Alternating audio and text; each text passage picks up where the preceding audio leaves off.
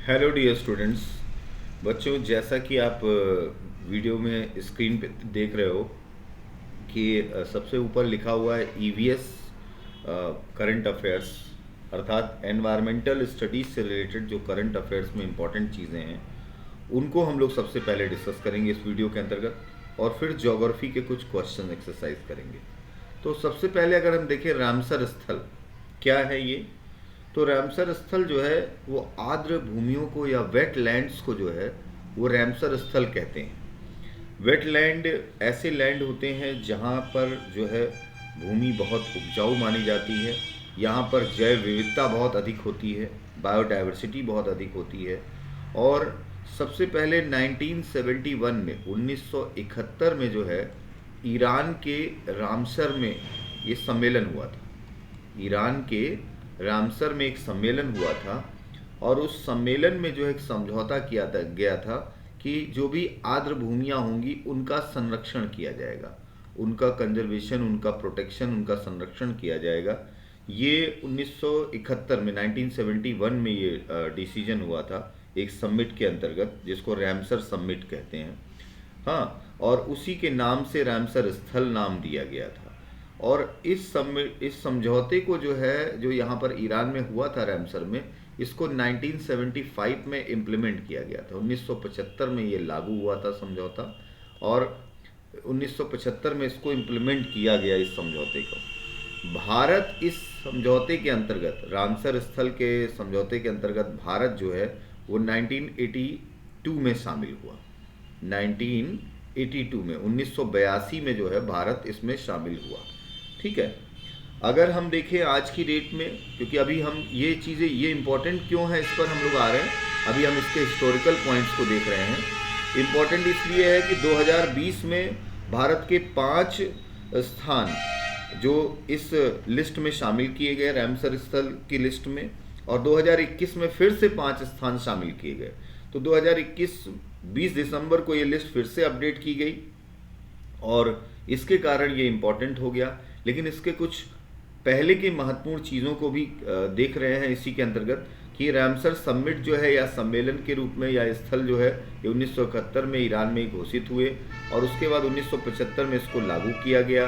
1982 में जो है अगर देखें तो भारत इस रामसर स्थल के अंतर्गत भारत जो है इसमें शामिल हुआ, और भारत के आज की डेट में अगर देखा जाए तो 47 स्थान इसमें जो है भारत के पूरे 47 प्लेसेस इसमें शामिल हैं। ठीक है।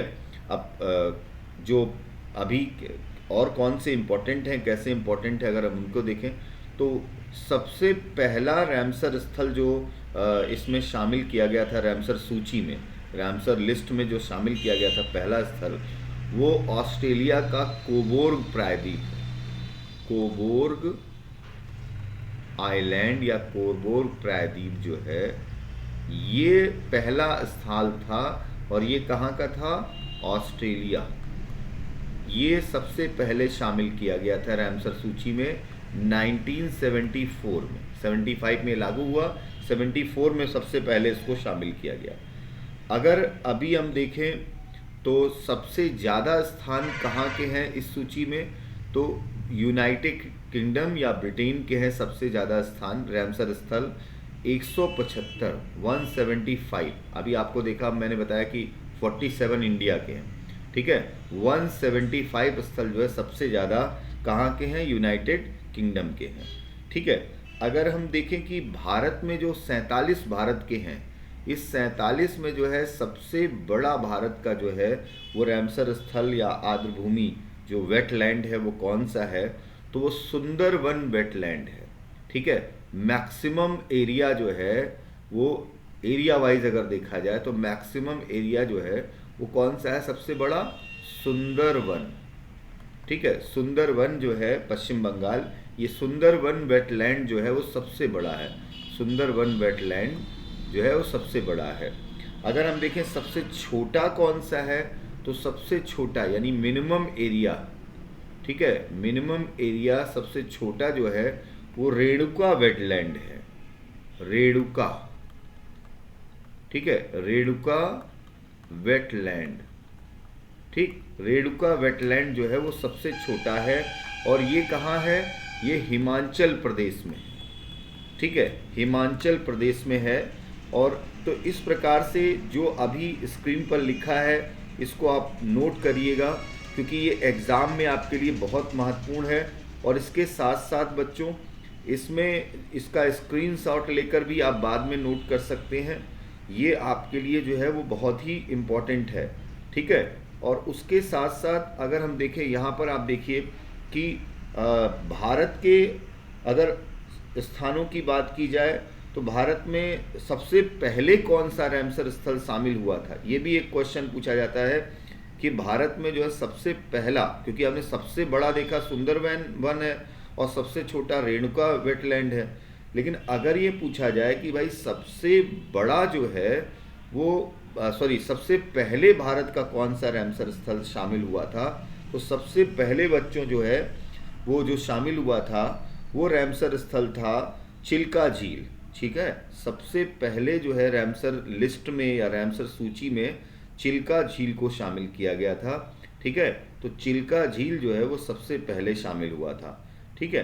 तो इसको भी आप ध्यान रखिएगा, चिल्का झील जो है वो सबसे पहले शामिल होने वाला रैमसर प्लेस था, ठीक। तो इस प्रकार से जो है हम यहाँ पर देखते हैं कि रैमसर प्लेस। अब यहाँ जो करंट अफेयर्स की बात है उस पर आते हैं हम लोग। इसके अंतर्गत करंट अफेयर्स में बच्चों अगर हम देखें इसमें, तो सबसे पहली बात मैंने आपसे कहा कि 47 संख्या हो गई, तो ये रैमसर सूची अपडेट की गई कब, 20 दिसंबर 2021 को, 20 दिसंबर 2021 को ये अपडेट की गई। और जिसके बाद जो है 47 रैमसर प्लेस हो गए, 47, ठीक है। अब इसका मतलब कि 2021 में इसमें इस लिस्ट में शामिल किए गए स्थान कौन कौन से हैं ये भी इम्पोर्टेंट है। तो 2021 में जो है जो स्थान इसमें शामिल किए गए हैं, हाँ, अगर हम उनको देखें तो सबसे पहला स्थान 2021 में जो शामिल किया गया है थोल झील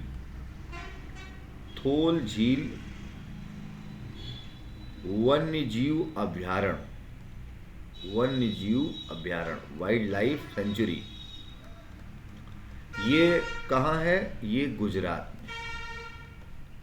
गुजरात में, ठीक है, जो पहला शामिल हुआ, हाँ। और इसके बाद है वाधवाना, दूसरे नंबर पर है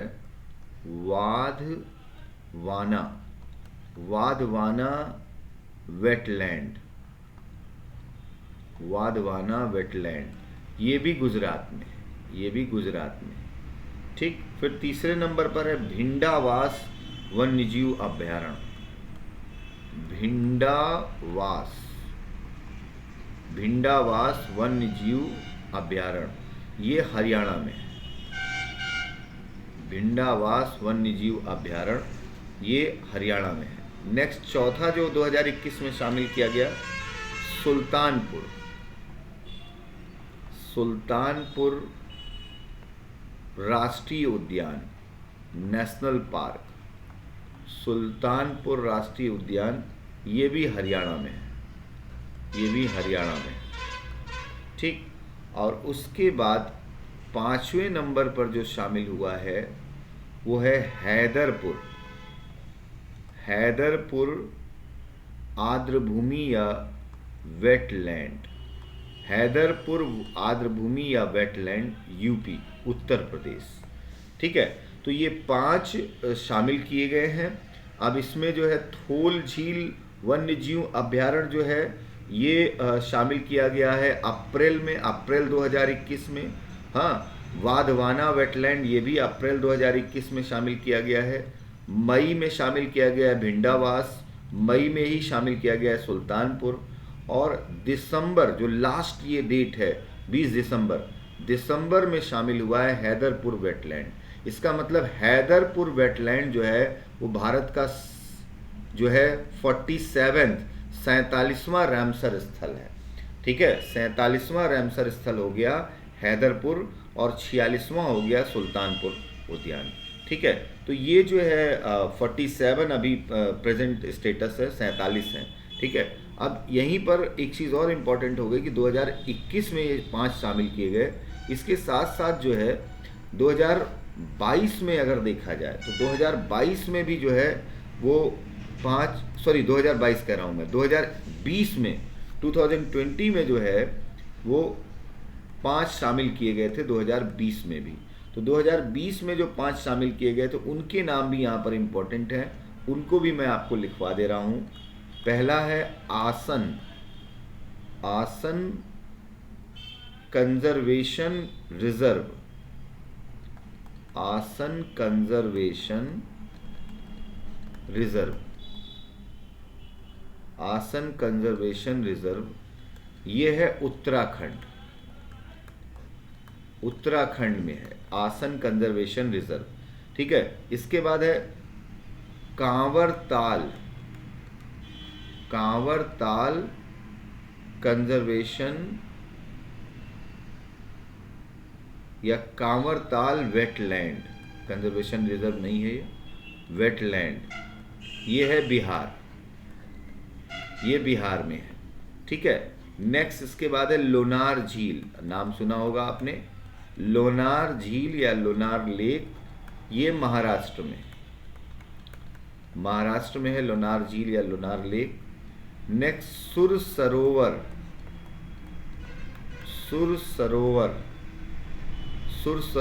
ये उत्तर प्रदेश में, यूपी में।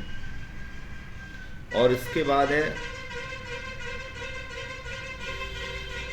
त्रिशोकर, नाम पे ध्यान दीजिएगा, त्रिशोकर वेटलैंड, बहुत बड़ा वेटलैंड है, ये भी लद्दाख में है।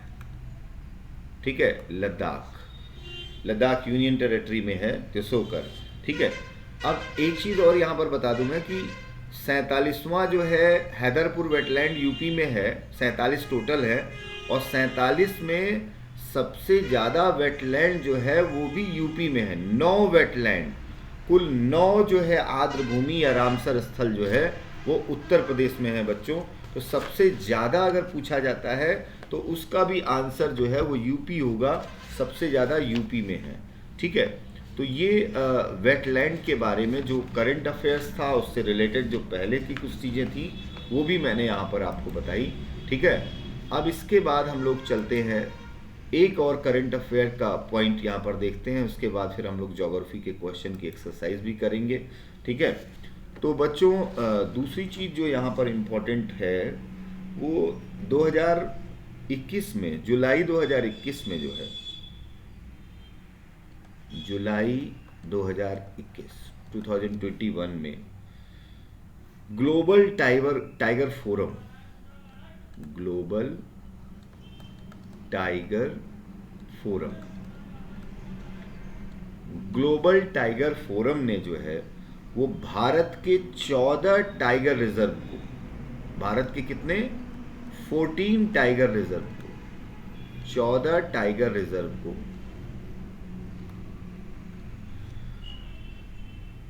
Global conservation assured tiger standard के अंतर्गत शामिल किया गया है। ग्लोबल कंजर्वेशन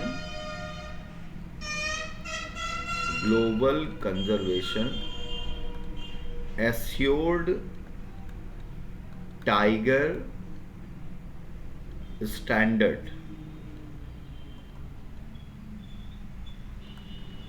के अंतर्गत शामिल किया है। Global conservation assured tiger standard के अंतर्गत शामिल किया गया। इसको बोलते हैं, चर्चा में ये रहता है इस नाम से, CATS। ठीक है, इसको बोलते हैं CATS, कहाँ से, इससे कंजर्वेशन एश्योर्ड टाइगर स्टैंडर्ड। ठीक है, मतलब ऐसे टाइगर रिजर्व जहां पर बाघों के संरक्षण के सभी स्टैंडर्ड या सभी मानक पूरे किए जाते हैं, सभी स्टैंडर्ड को पूरे किए जाते हैं। तो भारत के जो है वो 14 टाइगर रिजर्व इसके अंतर्गत शामिल किए गए हैं। अब वो 14 टाइगर रिजर्व कौन से हैं, ठीक है, उसको हम लोग लेकर चलते हैं कि वो 14 टाइगर रिजर्व जो है वो कौन से हैं। सबसे पहला है orang tiger reserve. Orang tiger reserve. ठीक है, ओरंग टाइगर रिजर्व ये कहाँ है? असम में है ओरंग टाइगर रिजर्व। ठीक है, नेक्स्ट इसके बाद मानस टाइगर रिजर्व। मानस टाइगर रिजर्व भी कहाँ होगा? असम। ठीक है, नेक्स्ट इसके बाद है काजीरंगा, स्टेट वाइज ही लिखा हुआ है, काजीरंगा टाइगर रिजर्व, ये भी कहाँ है? असम। तो असम के 3 टाइगर रिजर्व इसके अंतर्गत शामिल किए गए हैं। ठीक, नेक्स्ट इसके बाद अब देखते हैं कहाँ का है? Madhya Pradesh, Kanha tiger reserve. Kanha tiger reserve कहाँ है? एमपी। इसके बाद कौन सा है? Panna tiger reserve. Panna tiger reserve ये भी कहाँ है? एमपी। तो मध्य प्रदेश के ये 2 टाइगर रिजर्व इसके अंतर्गत हैं। ठीक है, अब हम लोग आते हैं और टाइगर रिजर्व को देखते हैं इसके अंतर्गत। ठीक है, तो एमपी का एक और टाइगर रिजर्व है सतपुड़ा, जहाँ पंचमढ़ी है, सतपुड़ा टाइगर रिजर्व।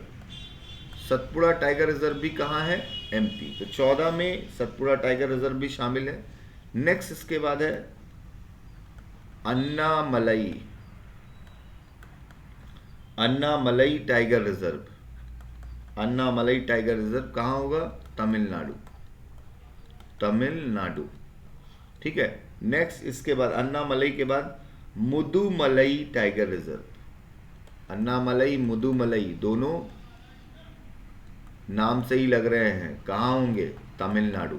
तमिलनाडु में है। ठीक है, इसके बाद अगला टाइगर रिजर्व है पेंच टाइगर रिजर्व। पेंच टाइगर रिजर्व, और पेंच टाइगर रिजर्व कहाँ है? महाराष्ट्र। ठीक है, महाराष्ट्र में है। नेक्स्ट इसके बाद अगला है Valmiki tiger reserve. Valmiki tiger reserve, Valmiki tiger reserve जो है बिहार, बिहार में है। ठीक है, next Dudhwa tiger reserve. Dudhwa tiger reserve, Dudhwa tiger reserve जो है वो कहाँ है? यूपी में। Next Sundarban tiger reserve. Sundarban tiger reserve waste Bengal, पश्चिम बंगाल। नेक्स्ट इसके बाद Bandipur tiger reserve. Bandipur tiger reserve, Bandipur कहाँ है? कर्नाटक। ठीक है, और एक और है, उसको मैं यहां लिख दे रहा हूं, परमिम्बकुलम। परमिम्बकुलम टाइगर रिजर्व। परमिम्बकुलम टाइगर रिजर्व ये केरल में है, केरल में। ठीक, तो ये 14 टाइगर रिजर्व हैं। ठीक है, अगर हम फिर से इनके नाम एक बार देख लें, 14 टाइगर रिजर्व जिनको जो है वो ग्लोबल CSTS में शामिल किया गया है, यानी कंजर्वेशन एश्योर्ड टाइगर स्टैंडर्ड के अंतर्गत शामिल किया गया। किसके द्वारा? ग्लोबल टाइगर फोरम के द्वारा। ये बहुत बड़ी बात है भारत के लिए, और ये 2021 जुलाई में हुआ ये। ठीक है, तो पहला है ओरंग, असम में है। दूसरा मानस, असम में है। काजीरंगा असम में है। कान्हा, पन्ना और सतपुड़ा ये 3 मध्य प्रदेश में है। ठीक है, सतपुड़ा। फिर अन्नामलई और मुदुमलई ये तमिलनाडु में है। नेक्स्ट एक एक टाइगर रिजर्व एक एक स्टेट में दिख रहे हैं। पेंच टाइगर रिजर्व महाराष्ट्र में है। वाल्मीकि टाइगर रिजर्व बिहार में है। दुधवा टाइगर रिजर्व जो है वो यूपी में है। Sundarban tiger reserve waste Bengal में है। बांदीपुर टाइगर रिजर्व कर्नाटक में, और परमिंगकुलम टाइगर रिजर्व केरल में है। ठीक है, तो कौन से 14 हैं ये इंपॉर्टेंट होगा आपके लिए कल को। और उसके बाद ये भी इंपॉर्टेंट होगा आपके लिए कि कौन सा टाइगर रिजर्व जो है कहाँ है। अब वो क्यों पूछा जा रहा है, वो 14 क्यों इंपॉर्टेंट हो गए? क्योंकि वर्तमान में 53 टाइगर रिजर्व हैं, और 53 में 14 ही क्यों इंपॉर्टेंट हो गए, उसी अकॉर्डिंग आपसे वो पूछे जाएंगे। ठीक है, अब मैंने कहा कि भाई अभी तुरंत अगर देखा जाए तो 53 हो गए, तो 2021 में जो है वो 3 टाइगर रिजर्व जो है वो शामिल किए गए हैं हमारे नए टाइगर रिजर्व के रूप में। अब उसमें 51वां टाइगर रिजर्व भारत का 51 टाइगर रिजर्व जो है वो कौन सा है, वो भी नाम हालांकि इसका CSTS से कोई मतलब नहीं है, CATS से, ये अलग से इंफॉर्मेशन है कि 53 में 51, 52, 53 आपके लिए इम्पोर्टेंट है। ठीक है, तो ये 51वां जो है वो साउथ का है, श्री विल्लीपुर, श्री विल्लीपुर, श्री विल्लीपुथूर है, सॉरी, श्री विल्लीपुथूर मेघामलई, मलई जहां आया तमिलनाडु आ गया, मेघामलई टाइगर रिजर्व, ये 51वां टाइगर रिजर्व है और कहाँ है ये? तमिलनाडु, तमिलनाडु में। भारत का 52वां टाइगर रिजर्व 52 नंबर पे है रामगढ़, रामगढ़, रामगढ़ पूरा नाम है रामगढ़ विषधारी, विषधारी वन्य जीव अभ्यारण्य, वाइल्ड लाइफ सेंचुरी, वन्य जीव अभ्यारण्य। ये कहाँ है? ये राजस्थान में, ये राजस्थान में। ठीक है, और ये आपको बता दें कि ये 51वां, भारत का 51वां है ये। ठीक है, और इसके साथ साथ ये तमिलनाडु का जो है वो 5वां टाइगर रिजर्व है। इसी तरह से ये भारत का 52वां टाइगर रिजर्व है रामगढ़, और राजस्थान का ये 4था टाइगर रिजर्व है। ठीक है, अब इसी के बाद जो है अगर हम देखें 53वां टाइगर रिजर्व, तो 53वां जो है वो छत्तीसगढ़ में बना, गुरु घासीदास, गुरु घासीदास नेशनल पार्क, राष्ट्रीय उद्यान, गुरु घासीदास नेशनल पार्क या राष्ट्रीय उद्यान, छत्तीसगढ़, छत्तीसगढ़ में है, और ये छत्तीसगढ़ का 4था टाइगर रिजर्व है। भारत का 53वां टाइगर रिजर्व और छत्तीसगढ़ का जो है वो 4था टाइगर रिजर्व। ठीक है, तो अभी तक बच्चों हम लोगों ने करंट अफेयर्स से रिलेटेड कुछ ऐसी चीज़ें जो एनवायरनमेंट से रिलेटेड हैं उनको हम लोग देखें, और इसी तरह से करंट अफेयर्स में और एनवायरनमेंट से रिलेटेड जो चीज़ें होंगी उनको हम अपने नेक्स्ट वीडियो में आपको प्रोवाइड करेंगे। अभी हम यहाँ पर अब करंट अफेयर्स से रिलेटेड जो क्वेश्चंस हैं, सॉरी करंट अफेयर्स में बोल रहा हूँ, ज्योग्राफी से रिलेटेड जो क्वेश्चन की सीरीज चल रही है, क्योंकि इससे पहले वाले वीडियो में भी मैंने ज्योग्राफी से रिलेटेड जो प्रीवियस ईयर पेपर में आए हुए क्वेश्चंस हैं उन क्वेश्चंस को लेकर हम चल रहे हैं। तो कुछ क्वेश्चंस और हैं ज्योग्राफी से रिलेटेड जो इम्पोर्टेंट हैं, उनको हम लोग यहाँ पर डिस्कस करेंगे। ठीक है, तो आज का ज्योग्राफी से रिलेटेड पहला क्वेश्चन यहाँ पर आएगा आपके सामने। किस पर्वतीय स्थल को, किस पर्वतीय स्थल को, स्थान को, स्थल को सतपुड़ा की रानी कहते हैं। सतपुड़ा पहाड़ी है, सतपुड़ा की रानी, मध्य प्रदेश वाला क्षेत्र। ठीक है, सतपुड़ा की रानी कहते हैं। तो इसका आंसर होगा पंचमढ़ी, पंचमढ़ी है इसका आंसर। जहाँ पर धूपगढ़ सबसे ऊंची चोटी है उसे सतपुड़ा की रानी कहते हैं। ठीक है, नेक्स्ट अगला क्वेश्चन है,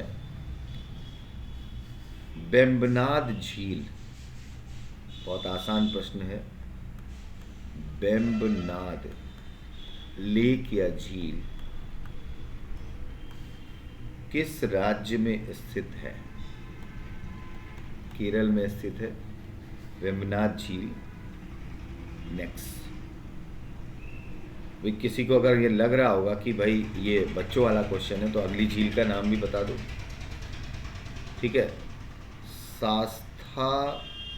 सास्थाम कोट्टा, ये क्वेश्चन आया हुआ है, ध्यान रखना, ऐसे नहीं पूछा जा रहा।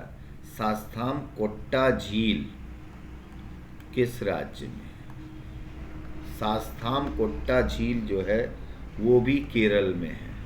ठीक, सास्थाम कोट्टा झील जो है वो केरल में है। ठीक, नेक्स्ट अगला है, हुंडरू जलप्रपात, हुंडरू जलप्रपात, ठीक है, यानी हुंडरू वाटरफॉल, हुंडरू जलप्रपात या हुंडरू वाटरफॉल जो है वो किस नदी पर स्थित है, ठीक है, किस नदी पर स्थित है। तो हुंडरू जलप्रपात जो है ये झारखंड में है और ये सुवर्ण रेखा नदी पर स्थित है। सुवर्ण रेखा, सुवर्ण रेखा नदी पर स्थित है हुंडरू जलप्रपात, ठीक है, हुंडरू वाटरफॉल।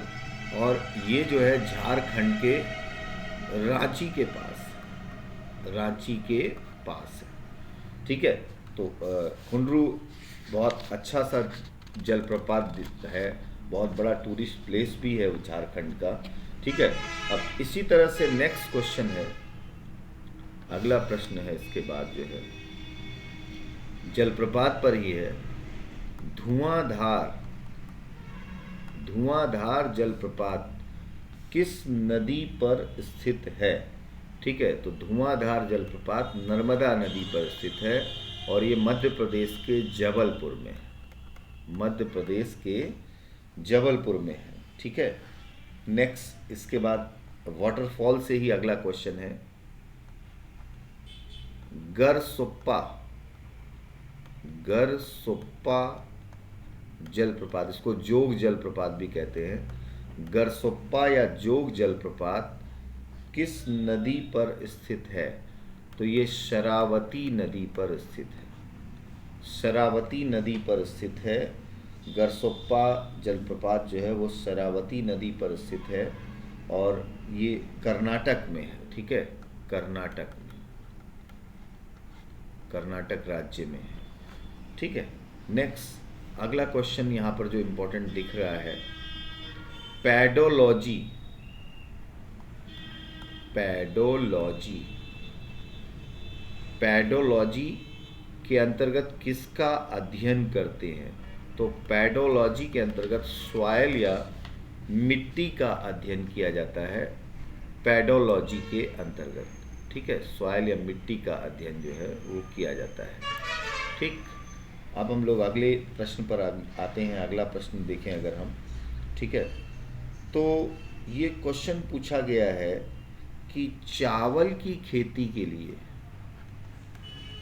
चावल की कृषि के लिए, चावल की कृषि या खेती के लिए कौन सी मिट्टी सबसे ज़्यादा उपजाऊ होती है, सबसे ज़्यादा उपयोगी या उपयुक्त होती है चावल की खेती के लिए। तो चावल की खेती के लिए जलोढ़ मिट्टी या जो है एलुवियल सॉइल कहते हैं इसको, ये सबसे ज़्यादा उपयोगी होती है। चावल की खेती के लिए जलोढ़ मिट्टी जो है सबसे ज़्यादा उपयोगी होती है। और इसी का एक क्वेश्चन और दिख रहा है कि खादर और भांगर किस मिट्टी के प्रकार हैं। तो खादर, इसी के दो प्रकार होते हैं, पहला होता है खादर और दूसरा होता है भांगर, ठीक है। तो खादर और भांगर जलोढ़ मिट्टी के ही प्रकार होते हैं, ठीक है। नेक्स्ट इसके बाद अगला क्वेश्चन है पेट्रोलॉजी, पेट्रोलॉजी किसका अध्ययन है। तो बच्चों पेट्रोलॉजी जो है वो चट्टान का या रॉक्स का अध्ययन है, स्टडी ऑफ रॉक्स या चट्टान का अध्ययन है पेट्रोलॉजी। नाम से लग रहा होगा पेट्रोल जैसा कुछ होगा, बट ऐसा कुछ नहीं है, ठीक है। पेट्रोलॉजी जो है स्टडी ऑफ रॉक्स है, ठीक।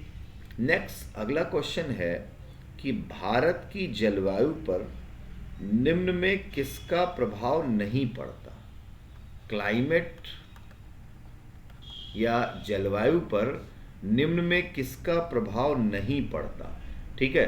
और पहला पॉइंट दिया गया है मानसून, मानसून का प्रभाव हमारी जलवायु पर पड़ता है, कंफर्म है, ठीक है।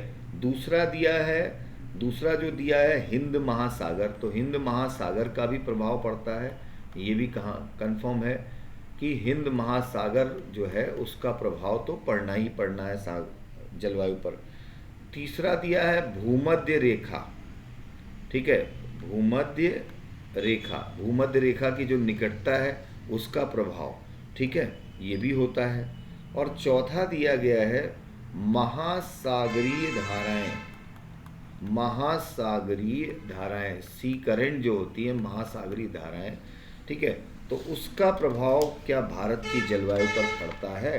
तो इन चारों में अगर देखा जाए तो महासागरीय धाराओं का जो है कोई भी प्रत्यक्ष प्रभाव, कोई भी डायरेक्ट इफेक्ट नहीं पड़ता। तो आपका जो आंसर होगा कि क्लाइमेट, भारत की जलवायु किससे नहीं प्रभावित हो रही है, तो महासागरीय धाराएं आप जो है यहाँ पर कर सकते हो। ठीक है। इसके बाद नेक्स्ट क्वेश्चन है, अक्टूबर और नवंबर के महीनों में कौन से क्षेत्र में भारी वर्षा होती है? अक्टूबर और नवंबर के महीनों में कौन से एरिया में या कौन से क्षेत्र में भारी वर्षा होती है? अब दिया गया छोटा नागपुर, मालवा का पठार, गारो खासी की पहाड़ियाँ, कोरोमंडल तट, ऐसे ऑप्शन दिए गए हैं। तो इस अक्टूबर नवंबर में भारी वर्षा जो है वो कोरोमंडल तट पर होती है। कोरोमंडल कोस्टल रीजन या तट पर होती है।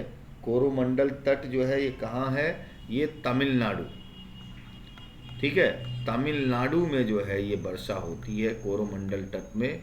ठीक, ये अक्टूबर नवंबर की बारिश होती है और इसे लौटते मानसून की बारिश कहा जाता है। यहाँ जो बारिश होती है वो लौटते मानसून की बारिश होती है। लौटते मानसून की बारिश को उत्तर पूर्वी मानसून भी कहा जाता है। इस बारिश को जो है लौटते मानसून की, इसको उत्तर पूर्वी मानसून, दक्षिण पश्चिमी मानसून होता है वैसे, लेकिन यहाँ पर कौन सा मानसून हुआ? ये उत्तर पूर्वी मानसून।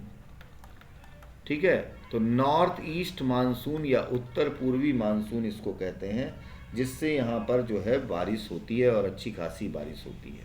ठीक है, अब अगर हम बच्चों इस ज्योग्राफी के क्वेश्चंस के और क्वेश्चंस देखें अगर हम कुछ, तो यहाँ पर हम देख रहे हैं नेक्स्ट क्वेश्चन जो है इसी वर्षा से रिलेटेड है कि वर्ष में 50 सेंटीमीटर से कम वर्षा वाला क्षेत्र कौन सा है? हाँ, बिलो 50 सेंटीमीटर, ठीक, वर्षा वाला क्षेत्र। और इसमें जो ऑप्शन दिए गए हैं मेघालय, कोरोमंडल, लेह और कोंकण।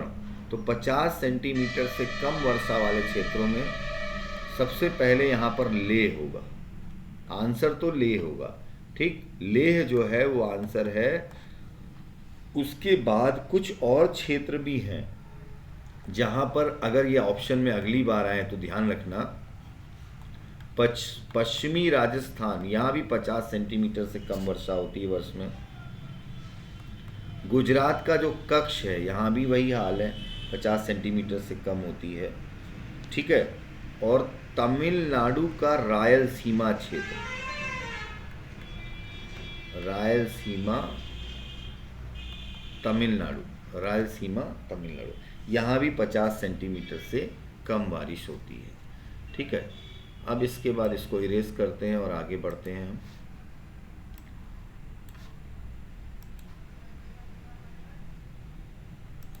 अब अगर हम देखें बच्चों, नेक्स्ट क्वेश्चन जो इम्पोर्टेंट दिख रहा है कि धान की खेती के लिए, धान की कृषि के लिए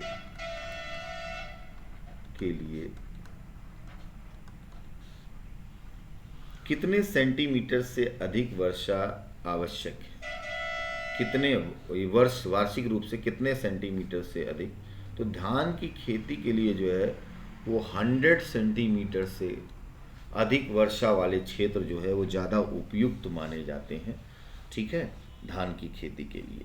ठीक, नेक्स्ट अगला प्रश्न है कि भारत के अधिकतर क्षेत्रों में जून से सितंबर तक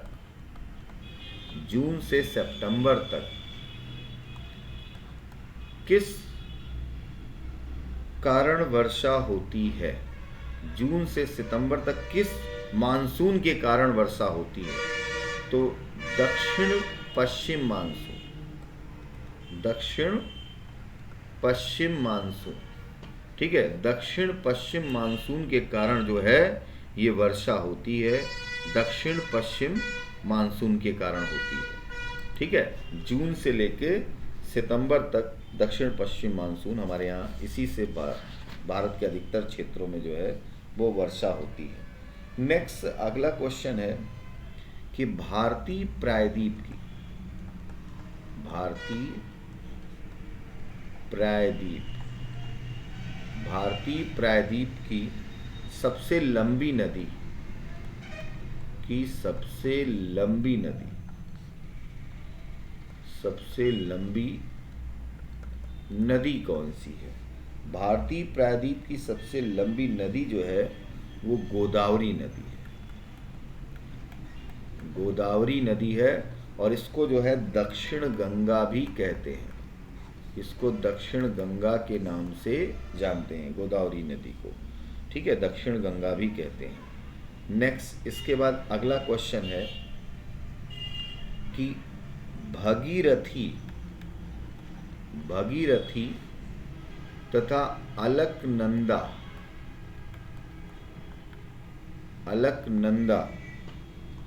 के संगम पर कौन सा नगर स्थित है? संगम पर स्थित नगर, भगीरथी और अलकनंदा के संगम पर जो नगर है उसका नाम है देवप्रयाग। उसको बोलते हैं देवप्रयाग, उत्तराखंड। ठीक है, देवप्रयाग। नेक्स्ट क्वेश्चन है, किस नदी को बांग्लादेश में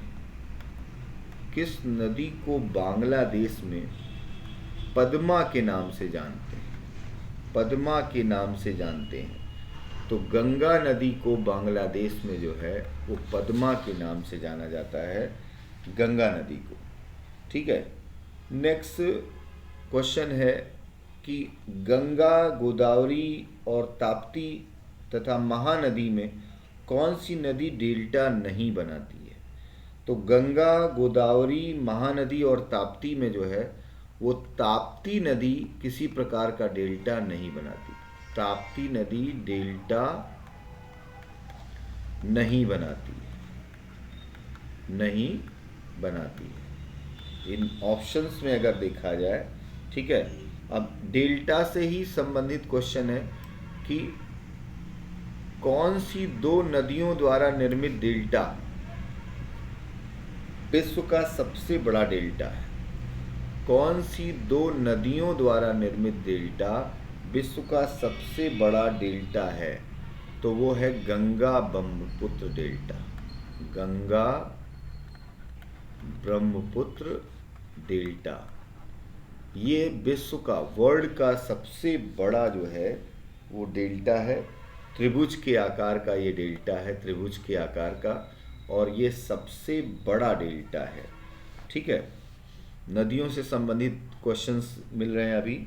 नेक्स्ट क्वेश्चन है, एक नदी है मूसी नदी, मूसी, और दूसरी नदी है भीमा नदी। तो पूछा गया है क्वेश्चन कि मूसी और भीमा जो है वो किसकी सहायक नदी है? ये साउथ की नदियां हैं, ये कृष्णा नदी की सहायक नदी है। कृष्णा नदी की सहायक नदी है मूसी और भीमा। इसी तरह से दो नदियां और हैं, इंद्रावती और सबरी नदी। इंद्रावती और सबरी नदी जो है वो किसकी सहायक नदियां हैं, ये क्वेश्चन है। तो ये गोदावरी की सहायक नदियां हैं। गोदावरी नदी की सहायक नदियां हैं इंद्रावती और सबरी। ठीक है। नेक्स्ट क्वेश्चन है बच्चों, यहाँ पर अगला प्रश्न जो दिख रहा है कि कौन सी नदी एस्चुरी या नदमुख, ज्वार नदमुख नहीं बनाती है? कौन सी नदी एस्चुरी या ज्वार नदमुख नहीं बनाती है? ठीक है, तो ये जो ऑप्शन है नर्मदा, कावेरी, कृष्णा, महानदी, तो इसमें नर्मदा आंसर होगा।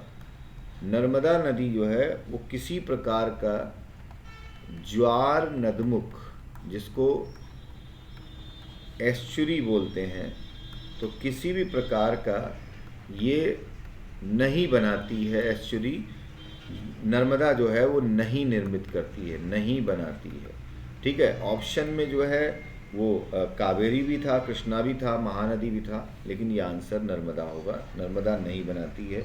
ठीक है। अब ये एस्चुरी कहाँ बनता है? नदी अपने मुहाने पर डेल्टा की जगह क्या बनाती है? एस्चुरी बनाती है। ठीक है, तो इस तरह से जो है उसको बोलते हैं। नेक्स्ट अगला जो है वो जो क्वेश्चन है, अगला क्वेश्चन कि सतपुड़ा, सतपुड़ा पहाड़ी है, सतपुड़ा और विंध्य पर्वत, सतपुड़ा और विंध्य के बीच, सतपुड़ा और विंध्य के बीच कौन सी नदी बहती है? कौन सी नदी बहती है? तो सतपुड़ा और विंध्य के बीच जो है वो नर्मदा नदी बहती है। नर्मदा नदी सतपुड़ा और विंध्य के बीच। नदियों से संबंधित नेक्स्ट क्वेश्चन है, लाहौर किस नदी के किनारे स्थित है? तो लाहौर बच्चों जो है वो रावी नदी के किनारे स्थित है। लाहौर रावी नदी के किनारे स्थित है, ये प्रश्न था। ठीक है, इसी तरह से नेक्स्ट क्वेश्चन है आपके सामने कि भारतीय मरुस्थल की सबसे महत्वपूर्ण नदी कौन सी है? इंडियन डेजर्ट या भारतीय मरुस्थल की सबसे महत्वपूर्ण नदी जो है वो लूनी नदी है, राजस्थान। ठीक है, अजमेर की अरावली श्रेणी से निकलती है। अजमेर के पास जो है, अजमेर के पास ये अरावली पहाड़ियों से निकलती है, अरावली पहाड़ियों से। और ये रेगिस्तान की सबसे प्रमुख नदी है। रेगिस्तान के बहुत सारे क्षेत्रों में जो पानी के लिए एक बहुत बड़ा स्रोत है, प्रमुख नदी के रूप में जो है इसको माना जाता है। ठीक है, अब नेक्स्ट क्वेश्चन है, ताप्ती नदी का उद्गम कहाँ? ताप्ती नदी का ओरिजिन या उद्गम जो है वो कहाँ है? तो ताप्ती नदी का उद्गम जो है वो मध्य प्रदेश का बैतूल जिला है। मध्य प्रदेश का बैतूल डिस्ट्रिक्ट, बैतूल जिला, और सतपुड़ा की पहाड़ी, सतपुड़ा, सतपुड़ा पहाड़ी। ठीक है, तो मध्य प्रदेश का बैतूल जिला और सतपुड़ा की पहाड़ी, वहाँ ये उद्गम इसका स्थित है। वहाँ से ये जो है नदी निकलती है, नर्मदा नदी की अगर बात की जाए। ठीक है, नेक्स्ट क्वेश्चन एक इंस्टीट्यूट से रिलेटेड है। इंस्टीट्यूट का नाम है NEERI, नेशनल एनवायरमेंट या environmental, national environmental engineering research institute, national environmental engineering research institute. ठीक है, ये कहाँ स्थित है, ये क्वेश्चन है। तो ये नागपुर में स्थित है, बहुत पुराना इंस्टीट्यूट है, नागपुर में स्थित है। 1958 में स्थापित हुआ था। ठीक है, नीरी के नाम से। तो national environmental engineering research institute जो है ये नागपुर में है। ठीक, नेक्स्ट क्वेश्चन है, बहुत आसान प्रश्न है, silent valley park, silent valley park कहाँ स्थित है? तो साइलेंट वैली पार्क जो है वो केरल में स्थित है। लेकिन अब इससे रिलेटेड एक इम्पॉर्टेंट पॉइंट और मैं बता रहा हूँ आपको कि केरल के किस जिले में स्थित अगर पूछा जाए तो ये पलक्कड़ जिले में स्थित है। पलक्कड़, पलक्कड़ डिस्ट्रिक्ट में स्थित है। दूसरी और बात कि इसको 1984 में साइलेंट वैली बहुत जो है विविधता वाला स्थान है, तो इसको 1984 में राष्ट्रीय पार्क का दर्जा दिया गया, नेशनल पार्क का दर्जा दिया गया, राष्ट्रीय उद्यान का दर्जा दिया गया। कब दिया जाएगा? 1984 में दिया गया था। ठीक है, नेक्स्ट इसके बाद जो है एक क्वेश्चन अगला है, फूलों की घाटी, वैली ऑफ फ्लावर्स। ये भी आसान प्रश्न है। फूलों की घाटी, फूलों की घाटी, वैली ऑफ फ्लावर्स जो है वो कहाँ स्थित है? ठीक, तो फूलों की घाटी जो है उत्तराखंड में स्थित, उत्तराखंड में स्थित है फूलों की घाटी। और ये एक वर्ल्ड हेरिटेज साइट भी है। और इसके बारे में एक और इम्पॉर्टेंट पॉइंट है, इसको 1982 में, आपने देखा इसको 1984 में साइलेंट वैली को, इसको 1982 में जो है वो राष्ट्रीय उद्यान का दर्जा दिया गया, नेशनल पार्क या राष्ट्रीय उद्यान का दर्जा कब दिया गया? 1982 में दिया गया, 1982 में दिया गया, ठीक है, वैली ऑफ फ्लावर्स को, ठीक। और ये जो है काफ़ी फेमस है, क्योंकि वर्ल्ड हेरिटेज साइट के रूप में भी इसे जाना जाता है, ठीक है। तो ये कुछ ज्योग्राफी से रिलेटेड आज के वीडियो के अंतर्गत क्वेश्चंस थे। अब ये बच्चों, आप सभी कैंडिडेट्स आगे 2022 में, चाहे आप यूपी पीसीएस का एग्ज़ाम दे रहे हो, चाहे आप एसएससी का एग्ज़ाम दे रहे हो, यूपी ट्रिपल एससी का एग्ज़ाम दे रहे हो, सभी एग्ज़ाम्स में किसी भी पेपर में आए हुए ये प्रीवियस ईयर के क्वेश्चंस जो है आपके लिए इम्पोर्टेंट हैं, और विद करंट अफेयर्स।